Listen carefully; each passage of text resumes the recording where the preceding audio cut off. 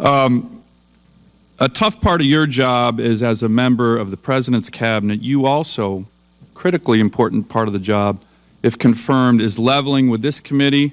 You're showing your kind of straightforward approach, which I think is great, but also with the American people. And I think we all recognize their challenges, but in some ways, you know, when the President's talking to the American people, his views seem to differ. Let me give you a few examples. In his State of the Union, he painted what I would consider a benign, almost delusional view of the world environment, with quotes like, "The shadow of crisis has passed. We're stopping ISIL's advance. We're opposing Russian aggression. We've halted the progress of Iran's nuclear program." These are all quotes from the President to the American people.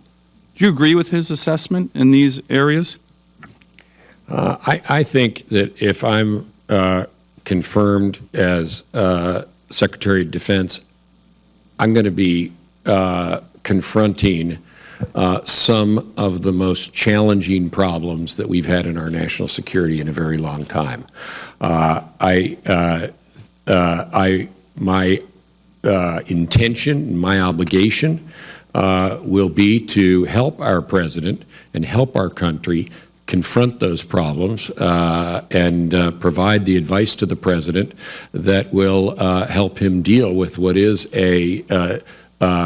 though we have many efforts and many successes because we are the indispensable nation in this world, we have many challenges, and I think my role for him, if confirmed, is to help him work through these challenges. But again, just in terms of straightforward approach, you've been watching the international environment. Do you agree with what the President was saying and telling the American people?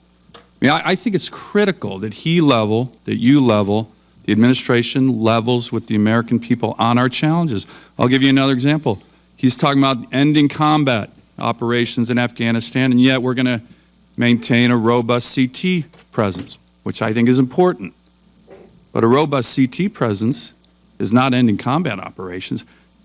Do you agree with what the President was saying in his State of the Union on some of these specific quotes that I mentioned? I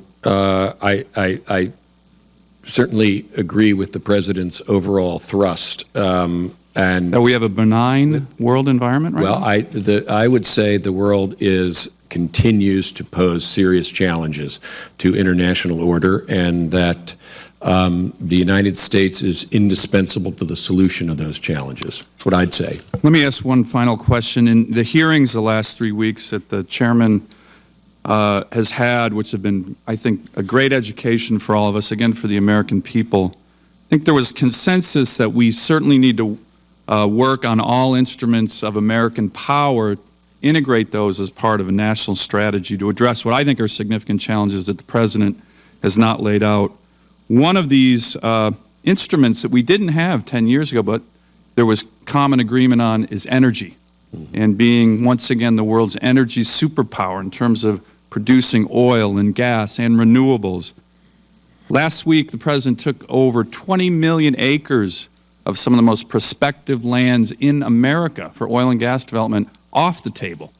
Do you agree that having energy and using that to help our national security is important? And would you agree that taking such huge areas of land off the table, billions, potentially billions of barrels of oil, trillions of cubic feet of natural gas, you think that helps or undermines America's national security? Well, I certainly think energy security is an important part of national security, and I'm incredibly encouraged by what the progress that the United States has made in developing new resources, both oil and gas in recent years. I think it's showing up in terms of our economy, and also it's showing up geopolitically.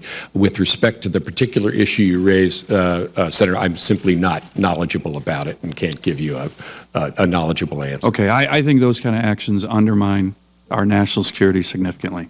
Understand.